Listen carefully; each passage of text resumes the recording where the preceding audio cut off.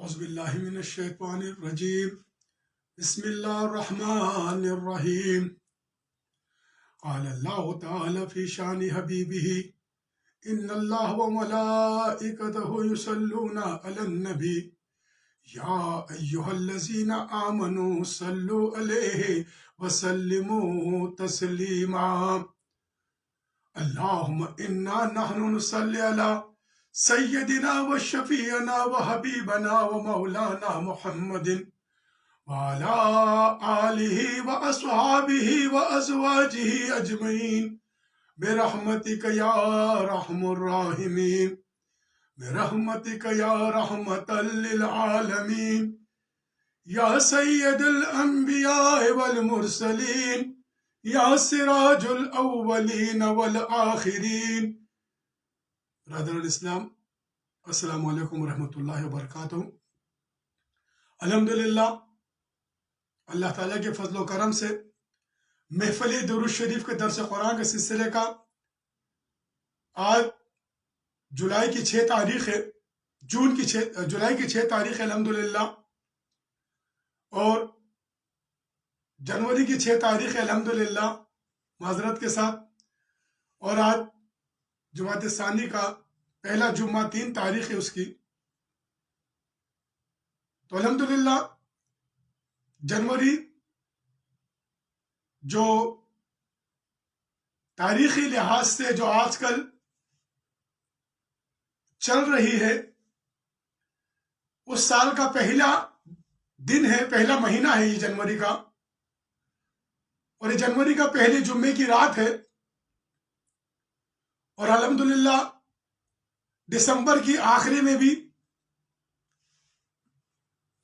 میں نے یہی عرض کیا تھا کہ رات کے 12 بجے ایک نئے دن کی آمد کی جو یہ لوگ نوید بنا دیتے ہیں، کیونکہ ان کا تعلق اصل میں روح سے نہیں ہے، ان کا تعلق مادے سے ہے۔ ارے وہ رات جو ہے، جو اندھیری میں روشنی کو بدلنے والی ہے، اس رات کو تو قرآن نے شب قدر کہا۔ وہ رات جو ہے شب معراج ہے، وہ رات جو ہے شب بارات ہے۔ اس راتوں کا ذکر جو قرآن میں آیا، جس کی رات نے اس اندھیرے کو اجالے میں بدلا ہے، انا انزلناہ فی لیلۃ القدر۔ لیلۃ القدر کیا ہے؟ جو قدر کی رات ہے، اس قدر کی رات کو کیا ہوتا ہے؟ انا انزلناہ فی لیلۃ القدر، لیلۃ القدر خیر من الف شہر وتنزل الملائکۃ والروح۔ ارے اس وقت و اس رات کے اندھیریوں میں اللہ کے ملائک اور روح اترتی ہے۔ روح کیا ہے؟ روح من امر ربی ہے، یہ اللہ کا امر ہے۔ اس روح کو جو ہے وہ روحانیت ہے، وہ حضور نبی کریم صلی اللہ علیہ وسلم کی معمور ہے، وہ آپ کی ذات ہے۔ تو وہ چیز جو ہے یہ رات کی اندھیری میں، جو رات کے 12 بجے یہ جو ظلمات کے رہنے والے، یہ جو ظلمات کے جو گٹائیوں میں رہنے والے ہیں، جو یورپ ہے، جو ظلمات میں ہے، وہ رات کی اندھیریوں میں ظاہری روشنی کر کے، یعنی ظاہری جو ہے نا وہ روشنیاں کر کے، وہ جگمگا کر رات کے اندھیری کو بھگانے کی کوشش کرتا ہے۔ وہ رات کو لانے والا وہ قرآن، وہ اللہ کی ذات کیا فرماتا ہے؟ وہ تو یا حتی مطلع الفجر، ارے فجر ہونے تک اس نے جو ہے نا وہ اندھیریوں کو ختم کر کے یہاں تک کہ سراج منیرہ حضور نبی کریم صلی اللہ علیہ وسلم کی ذات بابرکت کو جو وہ اجالا ہو جاتا ہے اس کائنات کو، اس اجالے سے دور وہ لوگوں نے ہم کو بھی اندھیرے میں لے کے چلے گئے، ہم کو بھی اندھیرے میں لے کے چلے گئے۔ یہ روح سے دور ہے، کیونکہ روح کیا ہے؟ قل روح من امری، روح اللہ کا امر ہے، جو اللہ کا امر ہے، جو معمور من اللہ ہے۔ اللہ نے ہر دور میں اس روحانیت کو، ہر دور میں اللہ نے بھیجا۔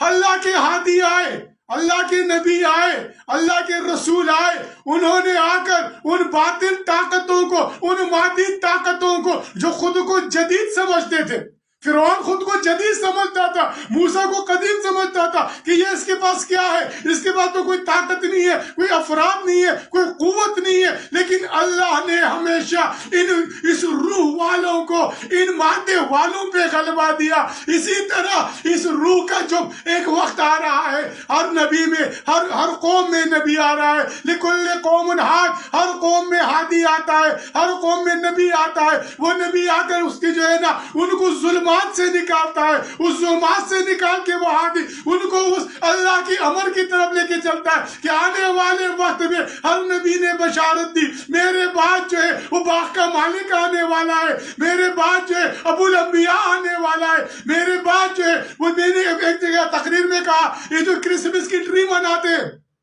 یہ دراصل دانیال علیہ السلام کی بشارت ہے کہ وہ جو ہوگا وہ حیاتی بوٹی ہوگا، وہ حضور نبی کریم صلی اللہ علیہ وسلم کی ذات ہے. آپ آگئے دنیا میں تشریف لائے عیسیٰ علیہ السلام کے بعد 570 سال کے وقفے کے بعد اللہ نے نبی کریم صلی اللہ علیہ وسلم کو جو سراج المنیر عطا کیا تو آپ آگے جو مادی طاقتوں کو خاتمہ کیا، مادی طاقتیں ختم ہوئی، روح کا غلبہ ہوا. اسی طرح آج کے دور میں بھی ان مادی طاقتوں کو اگر ہم نے مسلمانوں نے ان کو زیر کرنا ہے، ان کو ختم کرنا ہے، جس طریقے سے ہم ایمان لاتے ہیں آمنت باللہ و ملائکتہ و کتبہ و رسلہ، تو اب ہم نے دیکھنا ہے، اب ہم نے دیکھنا ہے، ان کتب کو دیکھنا ہے جس پر ہم نے ایمان لائے کہ ان کے انبیاء نے کس طریقے سے مادی طاقتوں کا مقابلہ کیا، ان کے انبیاء کرام نے کس طریقے سے ان شیطانی قوتوں کا مقابلہ کیا. اللہ نے کس طرح ملائکہ کی امداد بھیجی جو فدائے بدر پیدا کر فرشتے تیری نصرت کو اتر آئیں گے گردوں سے قطارے در قطار. بھی تو میرے بھائیو ہم نے قرآن کو دیکھنا ہے، اللہ کی آخری کتاب ہے، کیونکہ روحانیت ہی اس فتنے کا علاج ہے. آج دیکھیں آپ میرے بھائیو، یہ جو زمین کے اوپر یہ جو جغرافیائی تبدیلی ہوتی رہتی ہے، یہ جغرافیائی تبدیلی کوئی پہلی مرتبہ نہیں ہو رہی ہے. فرعون کے وقت کے اندر جو فرعون کا جو علاقہ تھا یہ اس علاقے کا ایک بہت بڑا ایک پروقار علاقہ تھا، لیکن جب جغرافی تبدیلی ہوئی تو آج وہ علاقہ عبرت کے لیے رہ گیا. اس طرح جو ہے نا، اور آپ دیکھیے جتنے بھی جو کھنڈرات ہیں، جتنے بھی جو ہے نا جو ہندوستان کے اندر، جو پاکستان کے اندر، جو مصر کے اندر، دنیا کی کسی کونے میں وہ ایک وقت کے جو ہے تہذیب و تمدن کے مرکز تھے، لیکن جغرافیائی تبدیلی جب آتی ہے وہ تبدیلی اس طرح ہوتی ہے کہ باطل طاقتیں سرنگو ہوتی ہے، اللہ روح کا غلبہ کرتا ہے. اسی طرح جغرافیائی تبدیلی لانے کے لیے باطل طاقتوں نے جب ایک مہم چلائی عثمانی حکومت کے خلاف، ایک جغرافیائی تبدیلی آئی، اس کے ساتھ ہی اللہ نے، میں نے اس سے پہلے کہا کہ اللہ نے مملکت کو وجود لایا. پھر اب جغرافیائی تبدیلی کو لانے کے لیے کیونکہ 22 سال 23 سال سے کچھ عرصہ حضور نبی کریم صلی اللہ علیہ وسلم نے نبوت کے بعد آپ نے جو حق کی تبلیغ کی، ہجرت کی، غزوات کی، جہاد کیے، اس 23 سالہ کی زندگی میں 40 سال کے بعد اسی طرح آپ دیکھیے ترکوں کے ختم ہونے کے 23 سالہ کے بعد پاکستان معرض وجود میں آیا، اور افغانستان کے اندر جب امریکہ آیا اس کے 22 سال ختم ہو چکے. اس کے بعد دیکھیے اللہ نے یہاں پر کیا تھا، بن کے رہے گا پاکستان، بن کے رہے گا ہندوستان. پاکستان کا مطلب کیا؟ لا الہ الا اللہ. ہجرت ثانی ہوئی، آئے مہاجر کہلائے. اس کے بعد کیا ہوا؟ جب 22 سالہ عرصہ گزر گیا، 23واں سال شروع ہو گیا، افغانستان سے امریکہ لپٹ گیا. لپٹ جانے کے ساتھ اس نے اسلامی مملکتوں کے جو قانون تھے وہاں پر جغرافیائی تبدیلی شروع کر دی. سعودی کے اندر بڑے معذرت کے ساتھ کہتا ہوں، ان کے اندر جو خباثتیں تھی، جو ترکوں کی عثمانی کے اندر خباثتیں تھی، جو ان کے اندر یورپ ان کے ذہنوں میں بھرا ہوا تھا، وہ باہر نکلا. عربوں کے ذہنوں میں جو عیاشیاں بھری ہوئی تھی ان کے گھروں میں وہ آج باہر نکلی. جب وہ باہر نکلی ایسے دور میں جہاں پر اللہ نے نشاط ثانیہ اسلام میں اللہ نے ہجرت ثانی کی، وہاں پر نشاط ثانیہ اسلام نے اللہ نے فتح ثانی بھی عطا کر دی. آپ دیکھیں افغانستان کے اندر فتح ثانی ہو رہی ہے، دوبارہ فتح ہو رہی ہے. آپ دیکھیں یہ بر صغیر جو ہے کبھی ایک وقت رومن امپائر ہوا کرتا تھا، یہ جو برٹش امپائر ہوا کرتا تھا. برٹش نے مسلمانوں سے حکومت لی تھی لیکن انہوں نے واپس حکومت مسلمانوں کو حوالے نہیں کی. 80 سے زیادہ فیصد حصہ انہوں نے ہندوؤں کے حوالے کر دیا. 20% ہم مسلمانوں کے جو ہے نا قائد اعظم محمد جناح رحمۃ اللہ علیہ کی کاوشوں سے ہمیں ملا. اسی طریقے سے روس جب آیا تھا افغانستان میں، اس نے واپس جو ہے نا ان کی بادشاہت کو حکومت حوالے نے کی داؤد شاہ کو. اسی طرح آپ اس میں دیکھ لیں عراق میں، لیبیا میں، دنیا میں جہاں بھی انقلابات آ رہے ان کو واپس حکومت نہیں ملی. لیکن افغانستان واحد ایک سرزمین ہے جہاں سے نکلے ہوئے لوگوں کو اللہ جو ہے جو دوبارہ جو ہے جو فتح ثانی نصیب کر رہا ہے. کیونکہ پاکستان کا مطلب کیا؟ لا الہ الا اللہ. افغانستان کا مقصد کیا؟ محمد الرسول اللہ. یہ محمد الرسول اللہ کے امام مہدی کے لشکر کے سپاہی ہیں جنہوں نے اٹھ کر اس زمین پر اللہ اس کے رسول کی حمد کو قائم کرنا ہے. کیونکہ 23 سالہ زندگی میں حضور نبی کریم صلی اللہ علیہ وسلم نے جو طرز زندگی اپنایا تھا، جو طریقہ اپنایا تھا، اس میں جو ہے نا فتح مبین ہوئی تھی. افغانستان میں، پاکستان میں یہ سرزمین جس کا انتخاب حضور نبی کریم صلی اللہ علیہ وسلم نے اس کا انتخاب کیا ہے، یہ روحانی انقلاب یہیں سے اٹھے گا. حضرت امام مہدی علیہ السلام کے لشکر کے سپاہی یہیں سے اٹھیں گے. یہ اٹھ کے جو ہے ہندوستان کے ان بت قداؤں کو توڑیں گے. اب تو ہجرت ثانی بھی ہو گئی، فتح ثانی بھی ہو گئی. اس کے بعد کیا تھا؟ اس کے بعد کیا تھا؟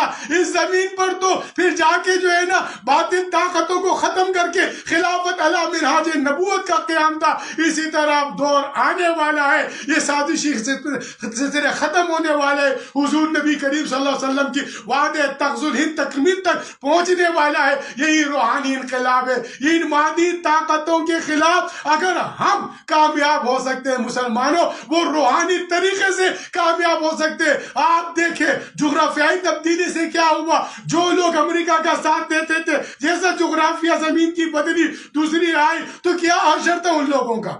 آپ نے دیکھا وہ کس طرح امریکی جہازوں کے پیچھے چمٹ رہے تھے، وہ کس طرح جہازوں سے نیچے گر رہے تھے. جو وہاں کا جو اسٹیٹ بینک جو تھا اس کا گورنر جو ہے وہ کس طرح چھپ کے بیٹھا ہوا تھا. کیونکہ جغرافیائی تبدیلی جو ہوتی وہ مادیت کے لیے ہوتی، لیکن جو روحانی لوگ ہوتے وہ اللہ کے سپاہی ہوتے، وہ امام مہدی لشکر کے سپاہی ہوتے، وہ حضور نبی کریم صلی اللہ علیہ وسلم کے عاشق ہوتے، جنہوں نے تبلیغ کی، ہجرت کی. اور یہ جو اللہ نے موقع دیا فتح کا، اس کے بعد آنے والا دور جو اب ہوگا انشاءاللہ تعالی اس سرزمین سے امام مہدی علیہ السلام کے لشکر کے سپاہیوں نے اٹھنا ہے. یخرج من خراسان، اس خراسان سے کالے جھنڈوں نے اٹھنا ہے. یہاں تک کہ آپ نے تلبس بھی ایلیا، آپ نے بیت المقدس کو بھی فتح کرنا ہے. حضور نبی کریم صلی اللہ علیہ وسلم نے آپ کے ذمہ دیا، یہ آپ کی ذمہ داری ہے، یہ آپ پر فرض ہے.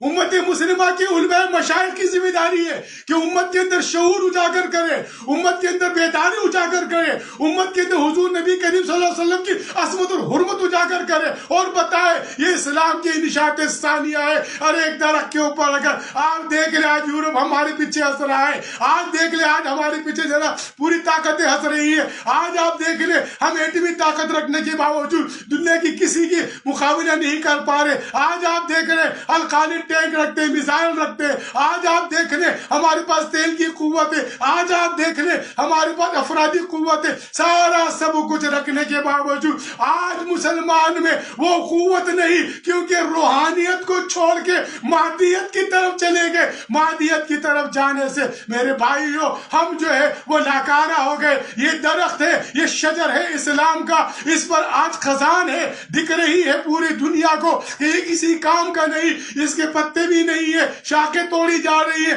بڑی شاخ توڑ دی گئی، سعودی عرب کو توڑ دیا انہوں نے، عثمانیہ کو توڑ دیا، ساری چیزیں توڑ کے دیکھ رہے. ادھر تو کسی کام کا نہیں ہے. لیکن ایک ہمارے جو ہم جب بچپن میں لکڑی کھٹا کرتے تھے تو ہمارے گھر کے اندر ایک جگہ ہوتی تھی جہاں پر لکڑی کو رکھا جاتا تھا تاکہ جو ہے نا سالن بنایا جائے، کھانا بنایا جائے. اس کی جگہ مخصوص تھی، جب وہ پوری ہو جاتی تھی تو پھر اور لکڑی نہیں توڑتے تھے. اب یہ سمجھ رہے بس پورا ہو گیا، ہم نے سعودی کو ختم کر دیا. ہم نے پاکستان کی ایٹمی طاقت کو جو کسی کام کا نہیں رکھا, ہم نے افغانستان کے اندر اپنی سازشیں کر کے جو ہے نا آپس میں لڑانے کے لیے ان کو ایک دوسرے سے لڑا دیا. ہم نے پاکستان میں کشمیر کو چھوڑ کر آپس میں لڑانے کے لیے وہ بنا دیا. ہم نے ہندوستان کو مضبوط کر دیا, ہم نے اسرائیل کو مضبوط کر دیا. یہ اب ان خواب خرگوش میں ہے. اسی طرح انشاءاللہ ایک وقت آئے گا وہ بر کرم وہ رحمت للعالمین کی رحمت برسے گی, وہ بر کرم برسے گا. یہ جو سوکھا درخت ہے یہ اسلام کا شجر ہے, اس پر دوبارہ جو ہے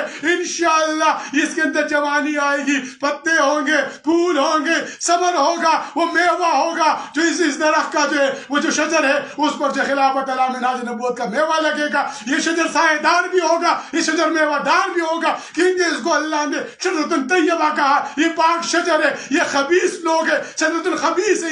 یہ خبیث لوگ ہے جو اسلام کی اس پاک شجر کو ختم کرنے کے لیے اٹھے ہوئے. انشاءاللہ اسلام کی فطرت میں قدرت نے لچک دی ہے, جتنا ہی دباؤ گے اتنا ہی یہ ابھرے گا. یہ وقت اسلام کی نشاط ثانیہ کا ہے, یہ وقت اسلامی انقلاب کا ہے, یہ وقت امام مہدی لشکر کے سپاہیوں کو متحد کرنے کا ہے, یہ وقت پاکستان کی فوج اور عوام کے درمیان جو بنی ہوئی خلش کو ختم کرنے کا ہے, یہ وقت افغانستان اور پاکستان کے درمیان جو بنی ہوئی خلش ہے اس کو ختم کرنے کا. ہم سب نے مل کر حضور کی امت ہے, حضور کی امت بن کر یہ ان عہدوں سے ان اقتدارات سے ہٹ کر حضور کے غلام بن کر انشاءاللہ تعالی اس زمین پر اللہ اس کے رسول کی ہم وسنا قائم ہوگی. حضور کا وعدہ تغزو الہند تکمیل تک پہنچے گا. یہی فقیر کی التجا ہے, یہی فقیر کی التماس ہے. جمعہ کے خطبات میں علماء کرام سے میری درخواست ہے کہ امت کے اندر شعور اجاگر پہ تحمل پیدا کریں, بردباری پیدا کریں, برداشت پیدا کریں. آج کے نوجوانوں کو رہنمائی کریں, راستہ دکھائیں. آج کے نوجوانوں کو ان سوشل میڈیا نے گمراہ کر کے رکھ دیا ہے. میری درخواست حکومت سے اس سوشل میڈیا پہ چلنے والے ان تکفیر کے جو ایک دوسرے کے خلاف تکفیر کے جتنے بھی فتوے ہیں, اور یہ سانگو جو ایک نیا انہوں نے ایک جو ایپ کھولا ہوا ہے عیاشی و بدکاری کا, اس ایپ کو ختم کیا جائے. اس طرح اور جو ایپ جو اسلام اس کی شریعت کے خلاف ہے, جو مسلمانوں کو گمراہی کی طرف لے کے جا رہے, جو نوجوانوں کو گمراہی کی طرف لے کے جا رہے, ان کو ختم کر کے ان پر پابندی لگائی جائے تاکہ مسلمان کا نوجوان, آپ کا نوجوان اگر اسلام کا مستقبل ہے, آپ کا بچہ اسلام کا مستقبل ہے, آپ کے جو دوشیزہ ہیں جوان لڑکیاں ہیں یہ اسلام کا مستقبل ہے. ان اسلام کے مستقبل کا حفاظت کرنا حکومت کی بھی ذمہ داری ہے, علماء کی ذمہ داری ہے, مشائخ کی ذمہ داری ہے, ہم سب ماں باپ بہن بھائی سب کی ذمہ داری ہے کہ ان کے جو ہے ہم ذہنی اصلاح بھی کریں, ہم ان کی روحانی اصلاح بھی کریں. ہم ان کو ان جو سوشل میڈیا کے ذریعے ان کو جو گمراہ کیا جا رہا ہے, تکفیر پہ لگایا جا رہا ہے, بڑا آسان طریقہ لوگوں نے مل گیا ہے. بس بیٹھتے ہیں سوشل میڈیا پر فلانا کافر ڈھماکہ کافر, ارے ہمت ہے تو کافر کو مسلمان کرو, ہمت ہے تو کافر کو مسلمان کرو. ہے سہل مسلمان کو کافر کہنا, ہمت ہے تو کافر کو مسلمان کرو. میری التجا ہے, میری دعا ہے, میری فریاد ہے تمام امت مسلمہ کے خطبہ حضرات سے, تمام امت مسلمہ کے علماء حضرات سے, تمام امت مسلمہ کے مشائخ حضرات سے, ہر فرد سے میری فردن فوردن التجا ہے کہ آئیے اس فقیر کی اس کاوش کو, اس کاوشوں کو آپ سب نے مل کر, ہم نے مل کر حضور نبی صلی اللہ علیہ وسلم کی امت کو ایک کر کے امت الواحدہ بنانا ہے, اخوانوں کو فی الدین بننا ہے. یہی ایک ہماری خواہش ہے. وما علینا الا البلاغ المبین.